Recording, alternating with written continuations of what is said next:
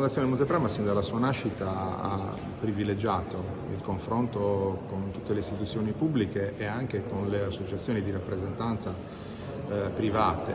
Confapi è una di queste e rappresenta migliaia di aziende in Sardegna, soprattutto nel settore turistico.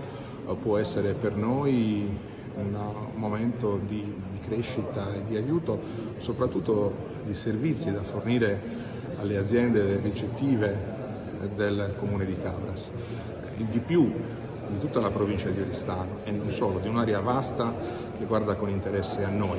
Per esempio so che partiremo dall'organizzazione di una serie sistematica di visite che dagli alberghi della provincia di Oristano verranno indirizzate al museo di Cabras e all'area archeologica di Tagus. È solo un esempio delle tante cose che questa alleanza e questa collaborazione potrà portare. Vorremmo fare dei pacchetti turistici, vorremmo fare anche degli accordi legati ai lavori che in questo settore della valorizzazione dei beni culturali faremo nel corso del prossimo triennio. Insomma, credo che sia anche l'esempio di una direzione, di una strada che dobbiamo prendere collaborando fattivamente con chiunque ha una certa incidenza sul territorio. Alla fine del mese di giugno, in collaborazione col sistema aeroportuale sardo, riproporremo l'iniziativa che l'anno scorso avevamo fatto come esempio di collaborazione finalizzata ai turisti, e cioè chi arriverà negli aeroporti sardi troverà